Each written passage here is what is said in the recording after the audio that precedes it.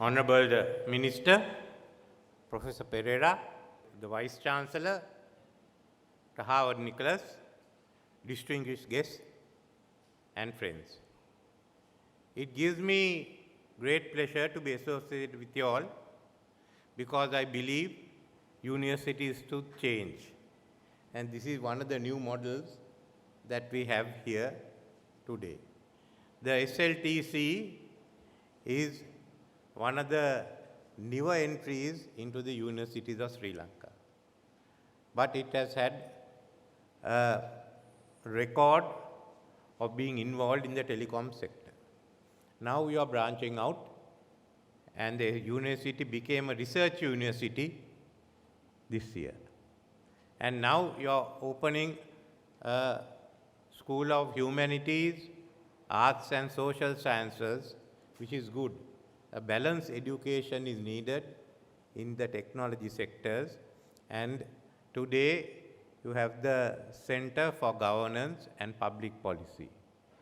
I want to tell you that we need research universities in Sri Lanka.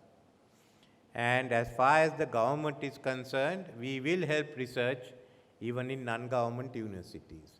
So if you come up with a plan, we will see that we can give you some funding. We are broke, but we are not that broke that we can't give you some money. I don't want to say much more of the university because it's all been, all of you are aware of it. But I thought this was a good occasion also to say, I listened to Dr. Howard Nicholas, who says this crisis is opportunity. It's not only for export economy, it's also for higher education, research and technology.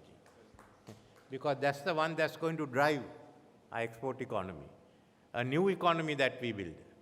A new economy that will be based on our capacity for renewable energy, for green hydrogen, for logistics, for new tourisms, for all the technology, digitalization and the technologies that are involved, and for manufacturing.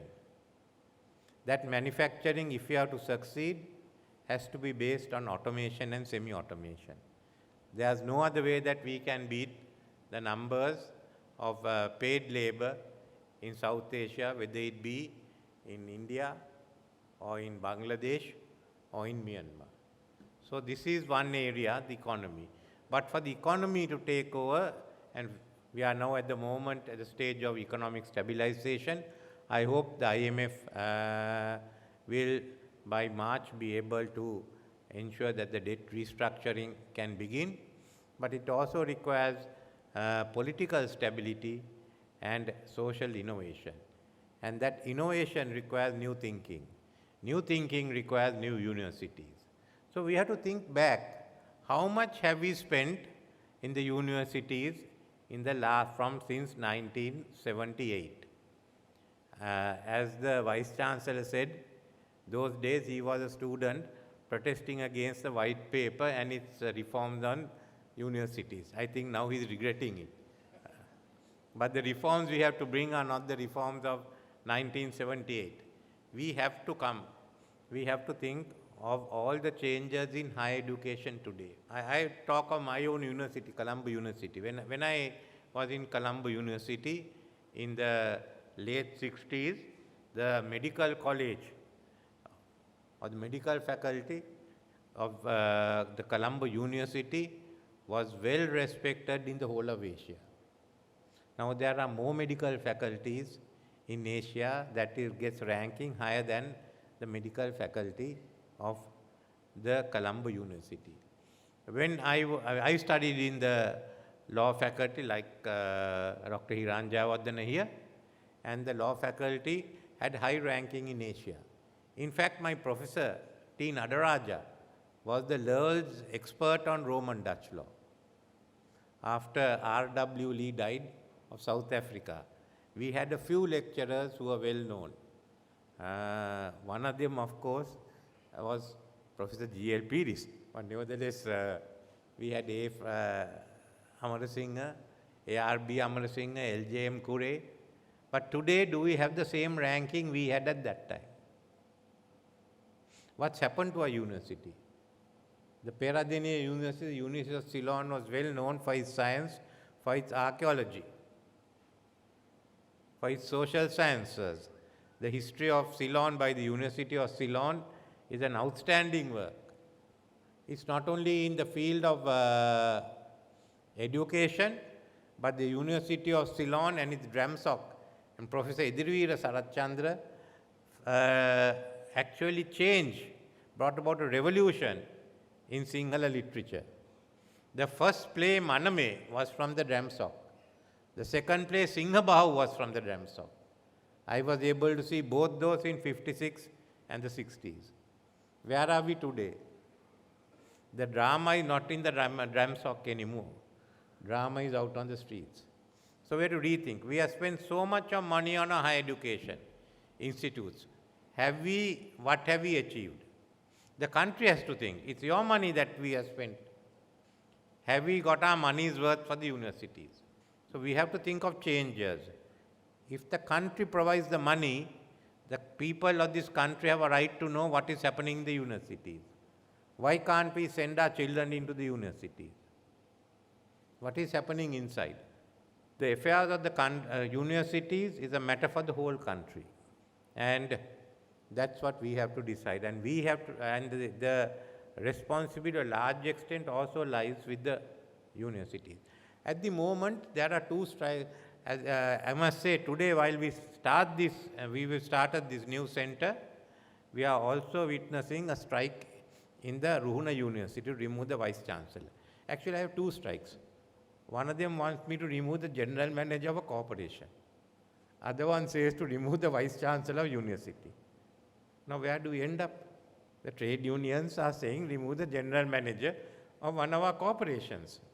And the FUTA says remove the Vice Chancellor of the university. Has FUTA come to that level where, like the guys who want the General Manager removed? That's the only question I have to ask. Removal of the General Manager is a matter for the government. Just because there is a strike, we will not remove him. There is a procedure that has to be followed if they think there are any shortcomings by him of serious nature. As far as Vice Chancellors are concerned also, there has to be a procedure.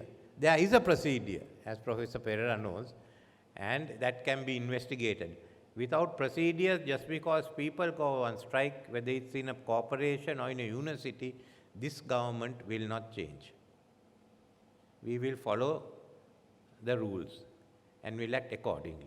Because if I go into this now, next time they'll want to remove the deans, and next time the heads of department. And then we will be told that you can't appoint a professor without our consent. I think we have to seriously look at what is going to happen in the universities. The country has a right to know what is happening. We are paying money to educate our people. So we want the universities to function properly. And I am sad that this is taking place in Ruhuna, but I am overjoyed that we are starting a new center today. So we are at an age of transformation. We have to look at the good and the bad both together. But higher education has to change, and it has to change after wide-ranging discussions in the country. And we will be initiating those wide-ranging discussions once the IMF and the the debt restructuring package is over. And in regard to the center you have opened now on governance and public policy, that's one area that's lacking in Sri Lanka. And we are now taking steps to start the University of Government and Public Policy. That will be at the postgraduate level. So graduate degrees, undergraduate degrees are required, and I hope this university, I think the Sri Jawadanapura University also has similar departments, are welcomed.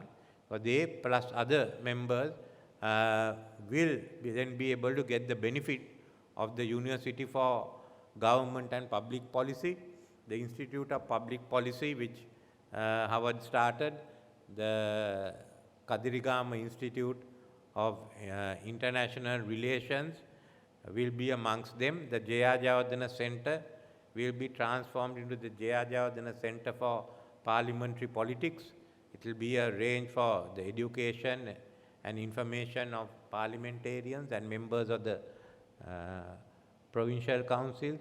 So there's a number of those institutes, and 2 new institutes where we will start. One is the Institute of Economics and Trade, and other will be the Institute of Women and Gender. So they'll all come in for the making of public policy and the research into public policy in Sri Lanka.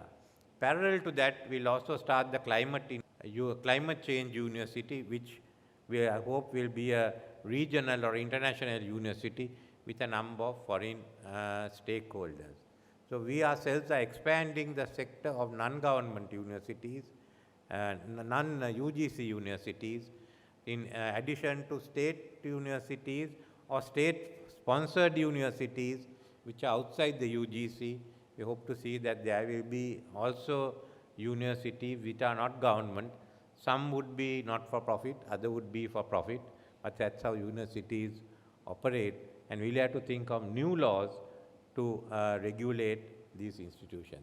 So I don't want to take any more of your time, but just to thank you for this new initiative and wish you all success.